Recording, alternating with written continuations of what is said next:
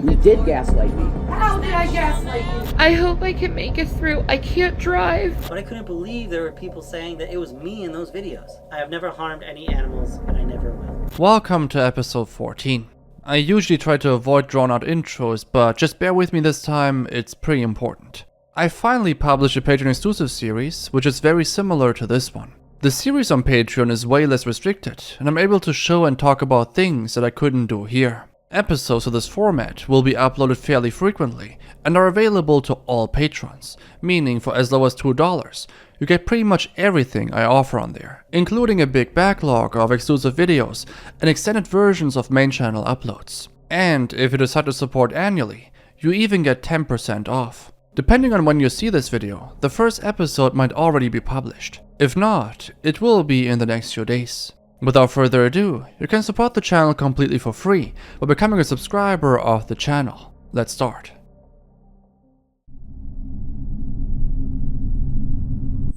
Yeah, but how would they know I'm a bad parent? They don't live with me. Exactly. Maybe they see videos.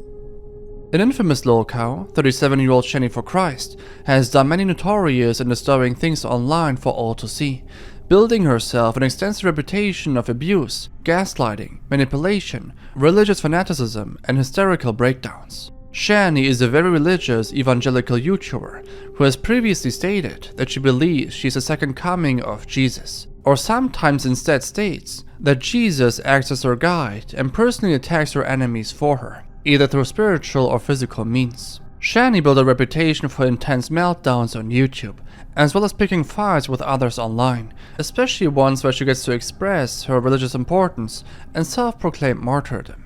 She's also known to fake illnesses to garner sympathy from people online, such as feigning incontinence and even cancer. She appears online alongside her current husband known as the Reverend, or Rev, who has stated Shanny's habit of feigning illnesses to be true.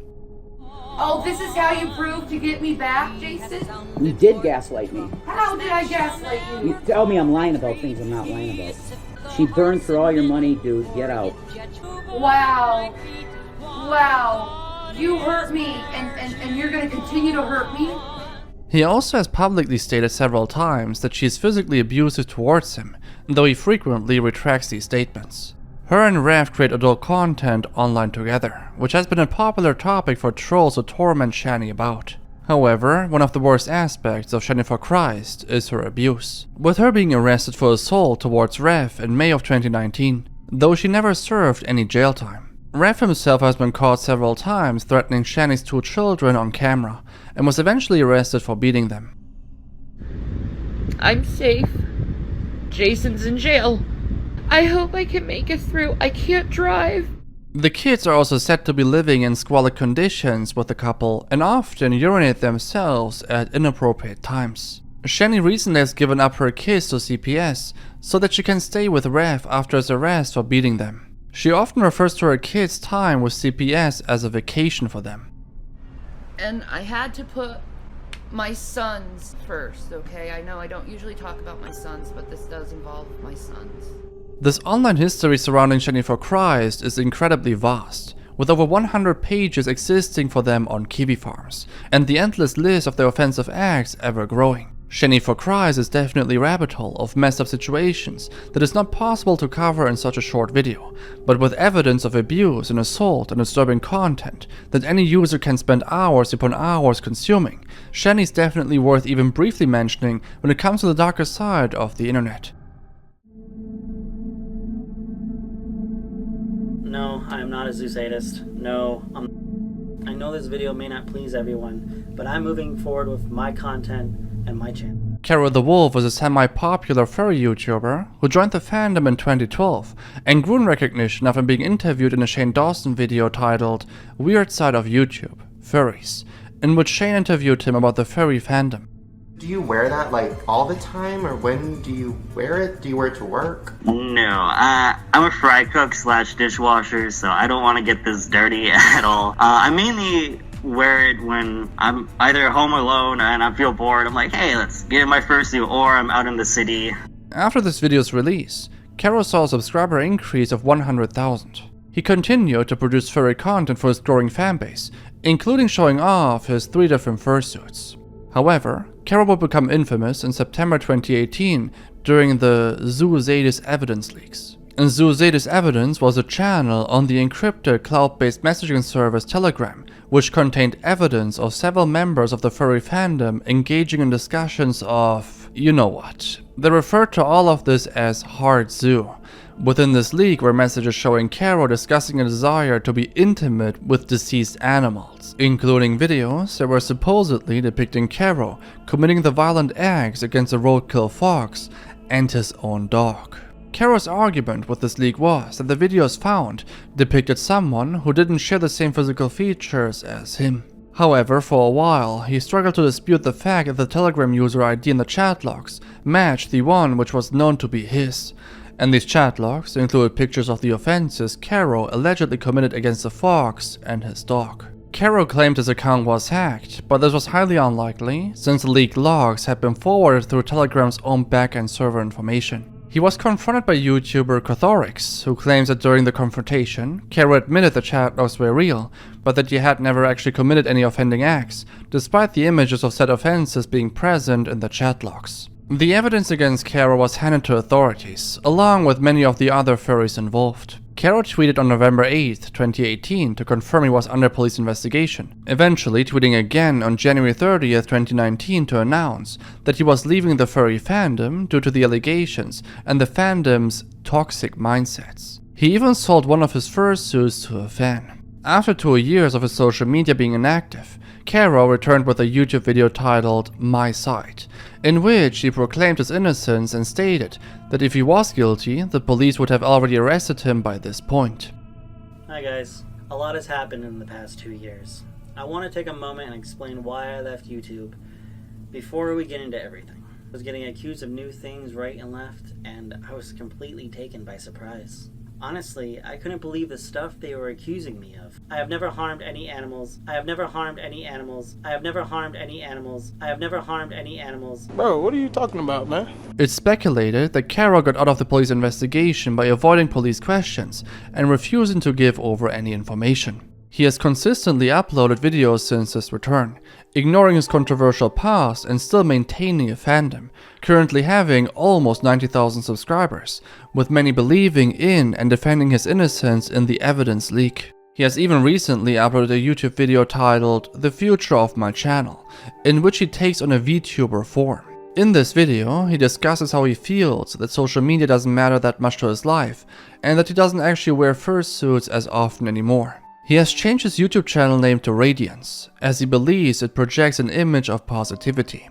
Despite all the evidence online that Kero is potentially a person who committed terrible acts against animals, he is able to continue his online career discreetly and is attempting to escape his dark and morbid past.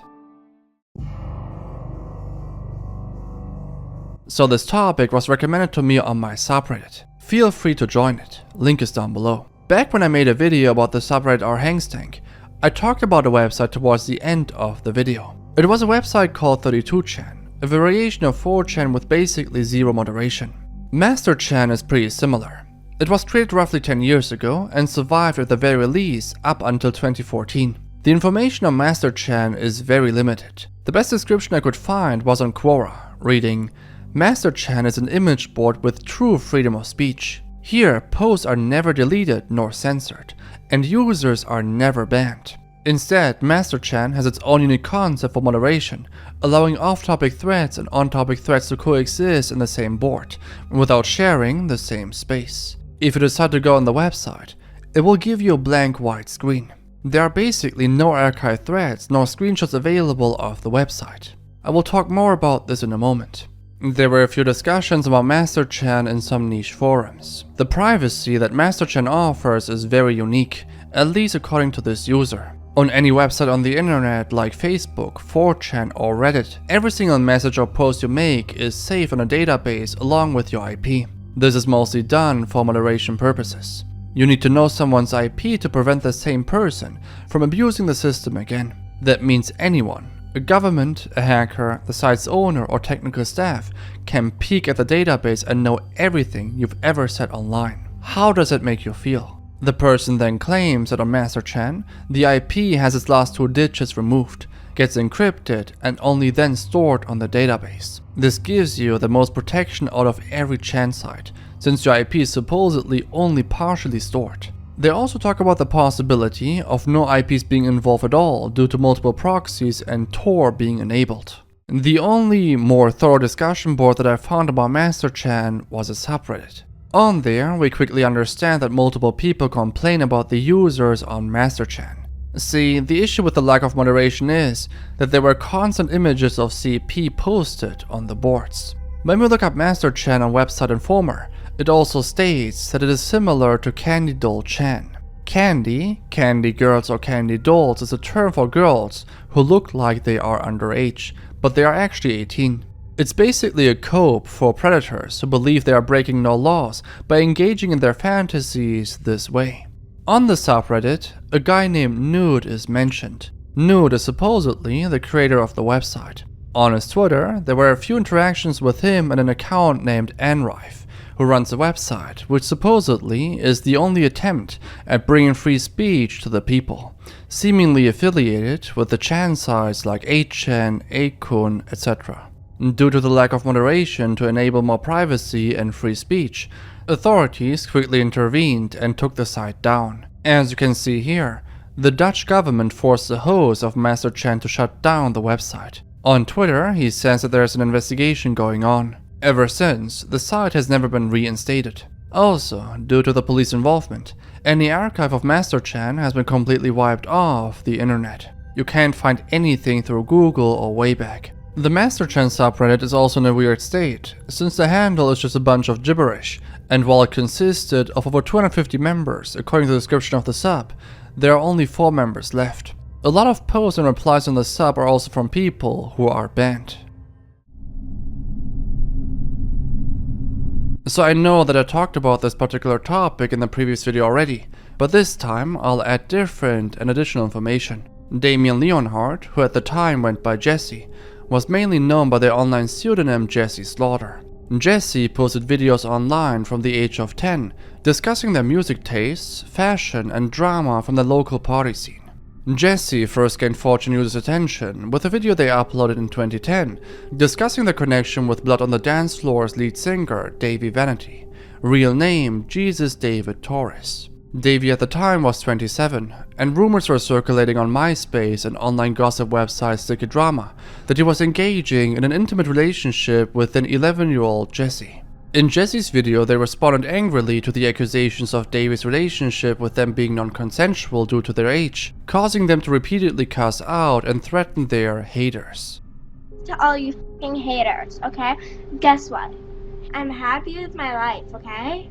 And if you can't, realize that and stop hating, then you know what? I'll pop a Glock in your mouth and make a brain slushy. Many 4chan users dispute Jesse's claim that they were in a relationship with the singer at all, either due to the illegality or their own hard judgments towards Jesse. 4chan users leaked Jesse's real name, home address, and phone number to the website, leading to their home being harassed with phone calls of trolling and threats. The video that really launched the harassment against Jesse was a viral video titled "You Done Goofed Up," in which their father appears and angrily addresses the 4chan trolls, creating the "consequences will never be the same, you have been reported to the cyber police," and "You done goofed" memes.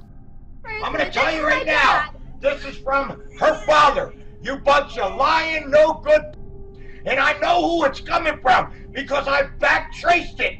And I know who's emailing and who's doing it, and you've been reported to the cyber police and the state police. So you better write one more thing, or screw with my computer again, you'll be arrested.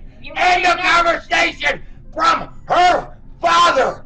The video gained 1 million views within a week of being on YouTube, and the negative attention towards Jesse increased drastically. Jesse reported that they lost most of their real-life friends, and that they received constant threats. Jesse and her family home ended up having to be put under police surveillance. In early 2011, Jesse's father punched them during an argument, leaving them with bloody and swollen lips. This led to his arrest for his abuse against them, and he subsequently passed away due to a heart attack while in police custody. After years of being accused of CA, Davey Vanity finally faced an FBI investigation in 2020, with Jesse, now Damien, among a group of people who spoke out against Davey's consistent harassment and manipulation of girls as young as 10, with 10 being Damien's age when the abuse began. You may know her as Jessie Slaughter from her days on the internet. Her real name is Damien Leonhardt, and she joins us now on Have a Seat with Chris Hansen. Damien, thank you so much for being here tonight. Thank you for being brave. I need to tell you that the comments on YouTube tonight are so incredibly supportive. 10 years after Damien became a viral meme and a subject for trolls to accuse him of lying about being in an intimate relationship with Davey, the truth is finally able to come out and be heard.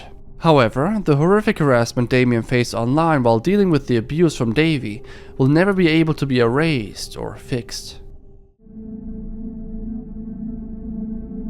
Disturbing cases on the internet aren't always recent ones, with this case taking place in 1998. Online stores have been on the rise since the mid-1990s, with the internet giving almost anyone the opportunity to start their own. Chris Marcus did just that. The 17-year-old from Vermont started an online store specializing in CB radios and parts. Though he ran the small business from his bedroom in his mother Sheila Rockwell's house in Fairhaven, he posed online as a married 27-year-old father who owned the CB Shack, a supposed brick-and-mortar retail store. The reality is, the CB Shack was never a real location, it only ever existed online. Through the CB Shack, Marcus grew a reputation, and not a good one. He would often advertise products incorrectly, and any items he did ship were faulty or not what the customer ordered. He also gained a reputation for being brash and obnoxious on CB radio networks. His online reputation became so negative that multiple unhappy buyers reported Marcus to UPS for his fraudulent business. However, no consequences ever came from this, and he carried on operating the CB Shack. Marcus continued to scam and cheat people out of CB radio products until March 1998.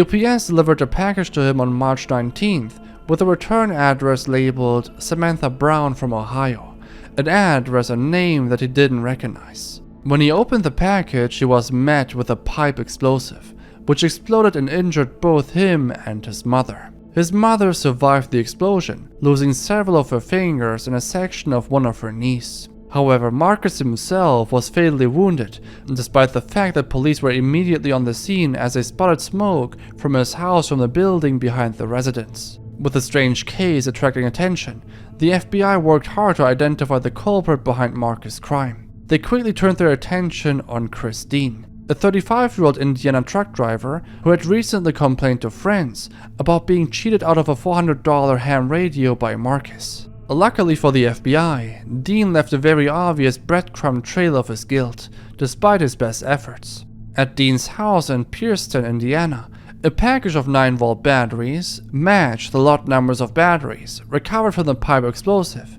as well as the same types of wires, pipes, and hex nuts used. The FBI even recorded a file Dean had used to print out the CB Shack's address and the Samantha Brown return label, and even a file containing instructions on how to build an explosive device. With all the evidence mounting against Dean, he subsequently pleaded guilty, even sitting down with Marcus' mother Sheila to apologize for what he had done. While she didn't accept Dean's apology, she stated that she didn't want to see him get the worst possible sentence. Despite not having committed any previous criminal offenses, Dean was eventually charged with a life sentence, as he allegedly threatened to take the lives of witnesses and had proven himself to be a seizable threat, with the judge stating, "It will be just as easy for Dean to construct an explosive at age 70 as it was at 35. While Dean's snapping seemed like a case of a dangerous man finally snapping, the internet provided a vessel for not only a 17-year-old boy to operate a scam, but for him to meet an untimely end by the hands of an unstable individual. The internet is a great place to connect with people of similar interests, which is exactly what 19-year-old Marica Benedicto from California believed she was doing. In 2010, she established an online friendship with who she believed to be Oli Sykes, the lead singer of British rock band Bring Me the Horizon. The two of them would engage in conversation about alternative music and the love they both shared for it. However, Benedicta was in fact communicating with 20-year-old British McDonald's worker David Russell, who was pretending to be Sykes in order to gain the woman's trust. After exchanging communications for some time, some reports state that Russell lured Benedicta to fly over to his hometown of Northampton in April 2011, while other reports state that it was Benedicta who demanded they meet, having heard he may be seeing another woman in the UK. When the 19-year-old arrived in the UK on April 1st, she met Russell at Harlestone Firs Forest. He led her to an area of woodland where he asked her to sit down on a tree trunk. He then blindfolded her and told her to hold her head back and her arms in her hair, with her complying as she trusted him. Russell then produced a kitchen knife and used it to... well, you can probably guess what he was doing. There was also no sign of remorse, since she tried to run away, but he quickly got a hold of her. Luckily, by some miracle, Benedicta survived after seeking refuge at a nearby house and receiving treatment for her injuries. Russell ended up being convicted with a 14-year prison sentence, with his defense arguing that Benedicta wasn't that emotionally scarred, and that Russell's crime was a one-off event, fueled by him being unable to manage his autism, despite the fact that he had Google searched ways to take someone's life with your bare hands, how to take someone's life and get away with it, best knife to take someone's life, and how to knock someone unconscious days before committing the crime. Oli Skyes himself commented on the case saying, "I woke up to the news in LA and didn't really believe it at first. It's very unsettling. I'm aware that people have used my identity for pranks and whatever, which has always been something that's been uncomfortable for me, but for something like this to happen is terrifying." I just want to quickly thank the Legend tier patrons, consisting of Amy Stringfellow, Ellen Erberle, Andrea906, Bodie, Brian Cave, Brian Ashuff, Callum Bowman, Cam the Jellyman, Dennis Greasefire, Digital Capybara, Jeb, K4S Silver, King Cookin, Lil Roos, Manny Johnston, MG, Momodu Nee, Natalie Weston, Nee Castle, Rise FM, Tequila Mockingbird, Top K, and Vladislav Korshevi. If you haven't seen the previous episodes of this format, click here on the left to see the full playlist. I also made a video about 10 of the most disturbing 4chan rabbit holes. Click on the right to see that.